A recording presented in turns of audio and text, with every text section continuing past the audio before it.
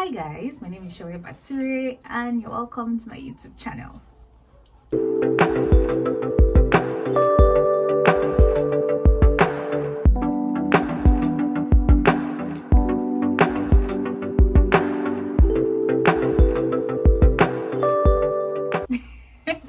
If you're new here, hello. If you're a returning subscriber, thank you so much for sticking around, for the likes, comments, and for sharing my content with others. I really appreciate you guys.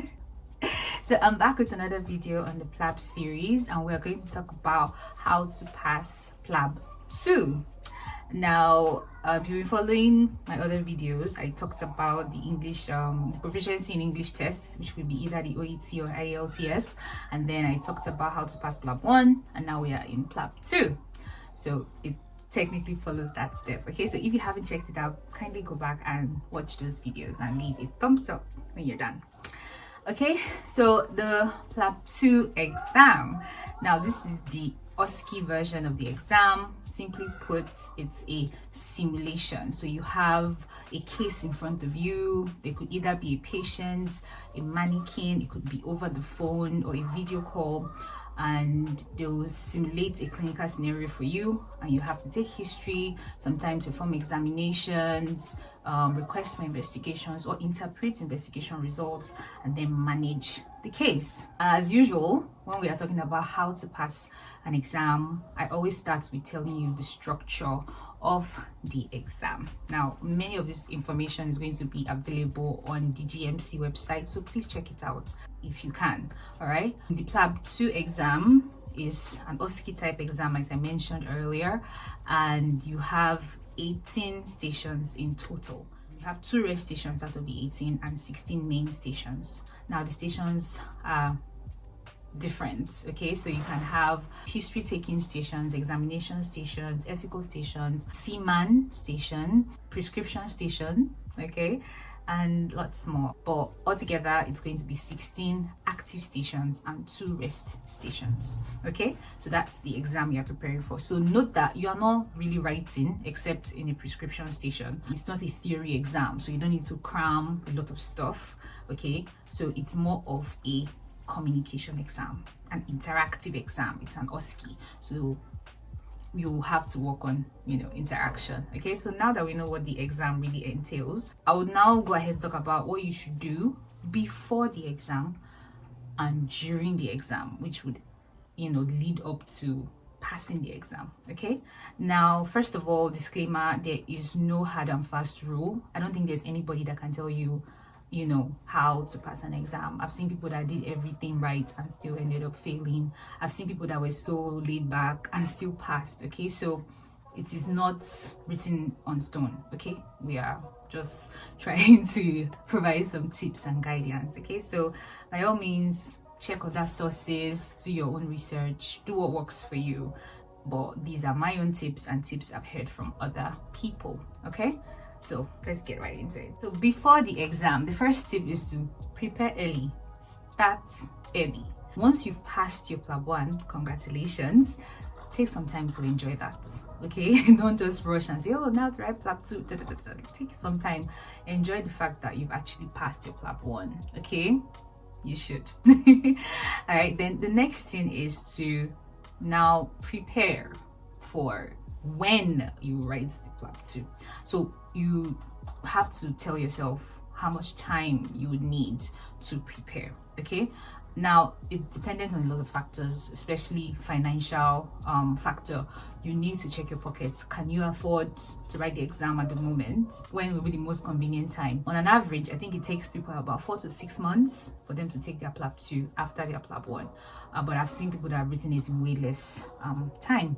Okay, so if you are coming from another country, please factor in visa, flight tickets, accommodation, and feeding. I think I talked about that in a previous video. So please make sure those things are done and settled before you delve into the main preparation for the exam first. If not, those things are going to constantly be on your mind and they might distract you from your preparation. Okay, so once that is out of the way, once you know that those things are on the way or like you have a plan for those things, then you can now say, okay, we can choose how long would it take me to sort out this stuff and then write the exam.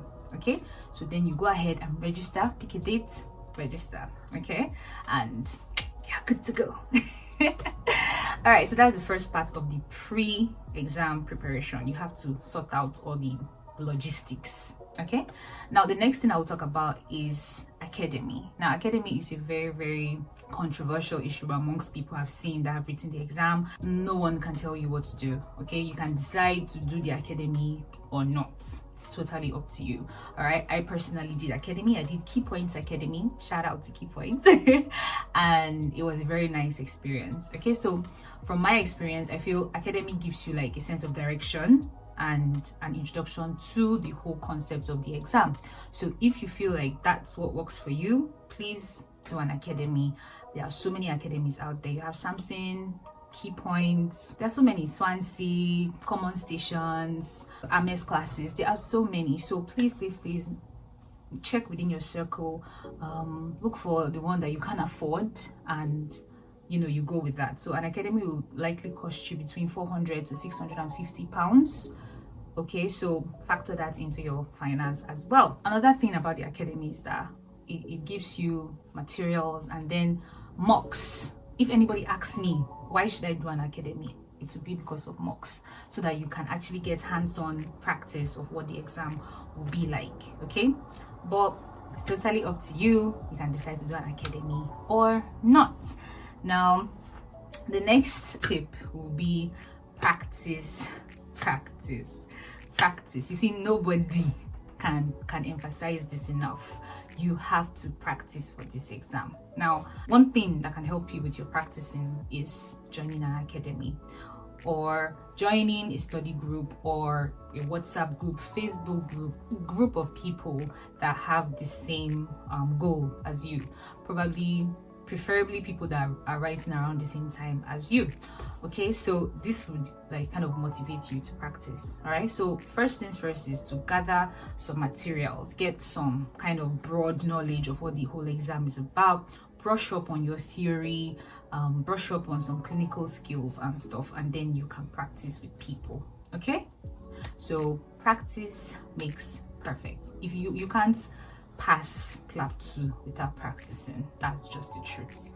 You have to practice day, night, whenever it's convenient for you. Okay, you have to practice. Like I mentioned earlier, the exam is interactive, so please practice your communication skills, your interactive skills, because the exam not only takes notes of your stuff, they are watching you on your interaction, your facial expressions, your mannerisms, your ability to show empathy.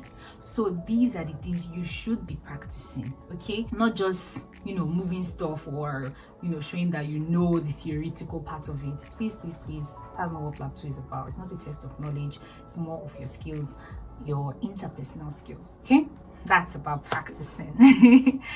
Now, some other guide when you are preparing for this exam it's just like a general stuff.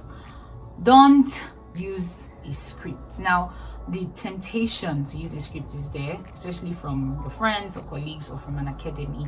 Please don't use a script. Don't memorize a script. Okay, work more on principles, work more on guidelines than cramming a script that you want to go and use there. It won't help you. You are going to sound so unnatural, and that won't help your case. Okay, the second thing is that be a doctor. That's your baseline for this exam. So when push comes to shove, when in doubt, please just revert to your baseline. Be a doctor and handle the case as you would if you were seeing this patient in the hospital. Okay, don't forget that you are a doctor. You're smart now. Book. So don't forget that. Those things are there. There are some things that that you don't know that you know. So revert to your baseline when in doubt. Don't forget to be a doctor. You are. And the third thing is be calm. I know it's kind of cliche, but please be calm. Try your best. It's not easy, but I think with practice, it kind of calms your nerves, because it's something you are doing all the time, and then it comes naturally to you. Okay, so be calm. Just try to have a certain level of composure, okay, and confidence when you approach the exam. Okay, now for intra exam tips. Now, okay, the day before your exam, please rest, sleep, eat food, sleep. It's not that what you're going to practice that night is going to come out tomorrow. So the day before the exam, please rest, eat, just pray, relax.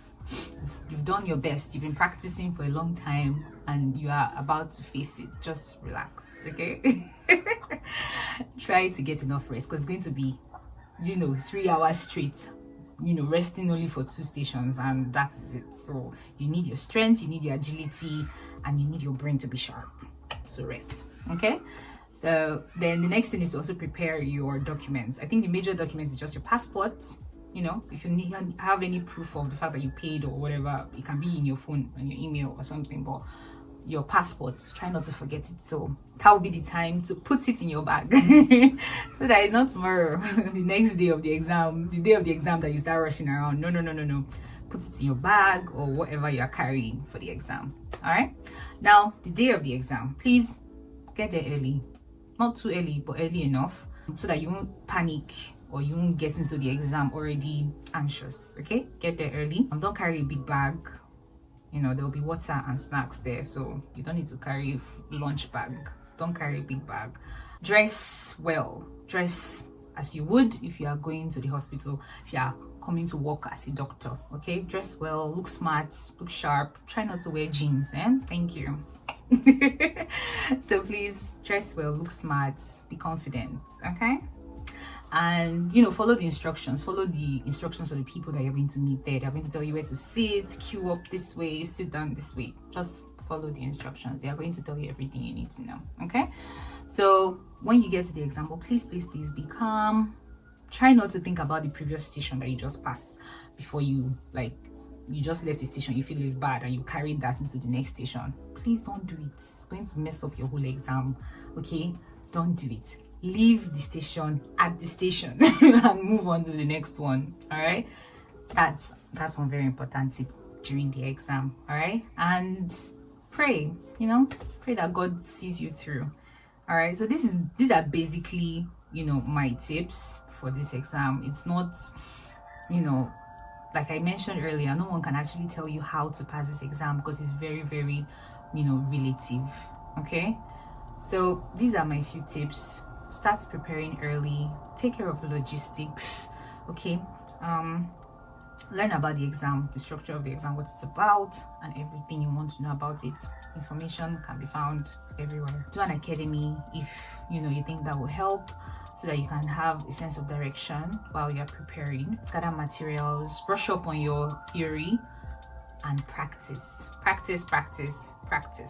okay?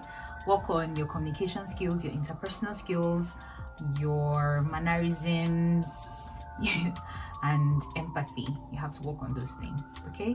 And be calm, pray, try to stay organized, try to have a little bit of structure, and you'll be fine. So these are my tips. The exam itself, 18 stations, 16 active stations, 2 rest stations. So it takes about 4 weeks for your result to come out. And the cutoff mark varies depending on that cohort of people writing the exam. So it's not really about, there's no set cutoff score, okay? But you have to pass at least 10 stations, okay?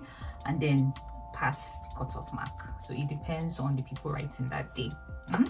But they do say it's possible for everybody to pass the exam. Everybody that had written on a certain day, it's possible for everyone to pass. So don't be discouraged and don't be scared. You'll be fine.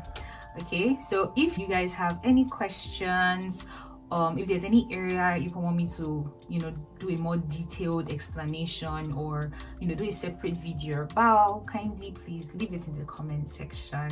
All right, I don't want these videos to be too long so that you guys can still be listening to me at the end of it. Okay, so if you have any questions at all, kindly leave it in the comment section and I'll get back to you as soon as possible. Thank you so much for watching to the end. If you found value in this video, give it a thumbs up, say something nice in the comments, and share to your friends or anyone that you think might benefit from this video. That's it from me. I'll see you guys in my next video. Bye.